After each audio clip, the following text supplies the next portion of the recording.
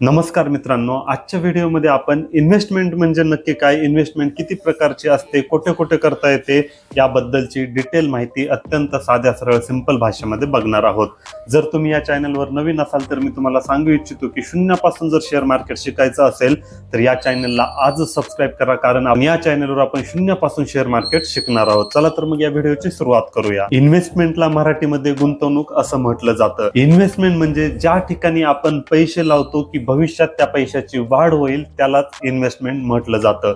म्हणजे सोप्या भाषेत सांगायचं झालं तर आज जे काही तुम्ही पैसे लावलेले आहेत त्याची जर फ्युचरमध्ये वाढ होणार असेल तर त्याच गोष्टीला इन्व्हेस्टमेंट असं म्हटलं जातं। एवढी साधी सरळ सोपी डेफिनेशन आहे, जास्त डिटेलमध्ये सुद्धा जाण्याची गरज नाही। उदाहरणार्थ आज तुम्ही एखाद्या ठिकाणी 1 लाख रुपये लावले, भविष्यामध्ये जर त्याचे 1,05,000 किंवा 1,10,000 किंवा 1,15,000 जर झाले तर तुम्ही चांगल्या ठिकाणी इन्व्हेस्टमेंट केली आहे असं तुम्ही म्हणू शकता। तर दोन शब्दात सांगायचं झालं तर भविष्यामध्ये आपल्या पैशाची वाढ होण्यासाठीच इन्व्हेस्टमेंट केली जाते। इन्व्हेस्टमेंटचे पुढील पैकी प्रकार सांगता येतात। सगळ्यात पहिला प्रकार आहे एफडी किंवा फिक्स्ड डिपॉझिट। इंडियामध्ये असा एकही माणूस नसेल की त्याला एफडी म्हणजे काय हे माहिती नसेल, कारण घराघरामध्ये एवढीच गोष्ट माहित आहे की जर आपले पैसे सेफ ठेवायचे असतील तर बँकेमध्ये एफडी करावी लागेल। म्हणून अनेक जण म्हणजे भारतातील जास्तीत जास्त लोक फक्त एफडीच करत असतात। एफडी मध्ये आपल्याला 6 ते 7% रिटर्न मिळत असतं। म्हणजेच तुम्ही 1 लाख रुपये जर आज लावले तर वर्षानंतर तुम्हाला 1,06,000 ते 7,000 मिळू शकतात। एफडीला सेफ मानलं जातं कारण त्याच्यामध्ये लॉस होण्याचे चान्सेस शून्य असतात किंवा आपला लॉस होऊ शकत नाही आणि एक प्रकारची गॅरंटी सुद्धा असते।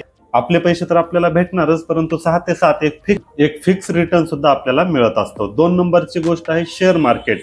आता एखाद्या चांगल्या कंपनीचे शेअर तुम्ही विकत घेतले आणि 2-4 वर्ष जर होल्ड करून ठेवले तर तुम्हाला चांगला रिटर्न मिळू शकतो। शेअर मार्केटमध्ये लॉंग टर्म मध्ये म्हणजेच 5 ते 10 वर्षाचा कालावधीचा विचार केला तर आपल्याला 12 ते 15% आरामशीर रिटर्न मिळत असतो। म्हणजेच आता तुम्ही विचार करा, फिक्स्ड डिपॉझिट मध्ये आपल्याला 6 ते 7% रिटर्न मिळत आहे, परंतु शेअर मार्केटमध्ये 12 ते 15% पर्यंत रिटर्न मिळू शकतो। आणि जर आपण खूप जास्त मेहनत घेतली किंवा अॅनालाइज केलं किंवा स्टडी करून जर आपण शेअर मार्केटमध्ये इन्व्हेस्ट केलं तर हा रिटर्न 20% पर्यंत सुद्धा सहजपणे 10 ते 15 वर्षाच्या काळामध्ये मिळू शकतो। एक गोष्ट तुम्ही लक्षात घ्या, शेअर मार्केटमध्ये रिटर्न जास्त मिळत असतील तर रिस्क सुद्धा आहे, तुमचे पैसे कमी सुद्धा होऊ शकतात।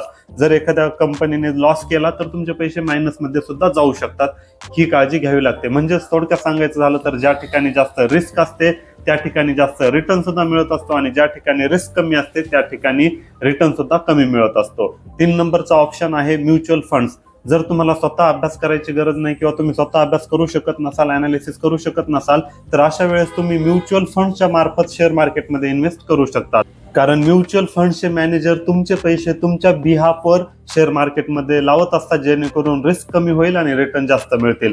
तर म्युच्युअल फंडमध्ये तुम्हाला 10 ते 12% आरामशीर रिटर्न मिळू शकतात 5 ते 10 वर्षाच्या पिरियडमध्ये। त्यानंतर आहे रिअल इस्टेट। रिअल इस्टेटमध्ये गुंतवणूक केल्यावर सुद्धा खूप जास्त रिटर्न मिळू शकतो। जर तुम्ही आज एखादी 10 लाखाला प्रॉपर्टी विकत घेतली तर 5 ते 10 वर्षानंतर तीच प्रॉपर्टी 20 लाख 30 लाखाला पण जाऊ शकते। तर अशा प्रकारचे रिटर्न सुद्धा रिअल इस्टेटमध्ये मिळत असतात। परंतु रिअल इस्टेटमध्ये इन्व्हेस्ट करण्यासाठी तुमच्याकडे भरपूर पैसे असायला पाहिजे, ती एक बेसिक गोष्ट आहे आणि तीच गोष्ट बऱ्याच जणांकडे नसते। म्हणून बरेच जण रिअल इस्टेटमध्ये सुरुवातीला तरी इन्व्हेस्ट नाही करू शकत। त्यानंतर पुढचा पर्याय आहे सोने चांदी।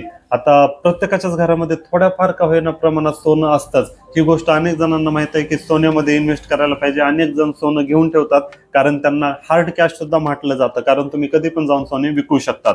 तर अनेक जण सोन्यामध्ये सुद्धा गुंतवणूक करत असतात। सोन्यामध्ये सुद्धा आपल्याला 8 ते 9% रिटर्न 5-10 वर्षाच्या नंतर मिळू शकतो। त्यानंतर आहे बॉन्ड्स। गव्हर्नमेंटचे किंवा प्रायव्हेट कंपन्यांचे सुद्धा बॉन्ड्स असतात ज्यावर आपण फिक्स अमाऊंट लावू शकतो आणि त्यावर आपल्याला 8 ते 9% म्हणजेच गोल्डच्या आसपास रिटर्न मिळत असतं, पण एफडी पेक्षा जास्त मिळत असतं। तर ओव्हरऑल हे 5 प्रमुख टाइप्स असतात इन्व्हेस्टमेंटचे, ज्यामध्ये जवळपास सगळेच जण इन्व्हेस्ट करत असतात।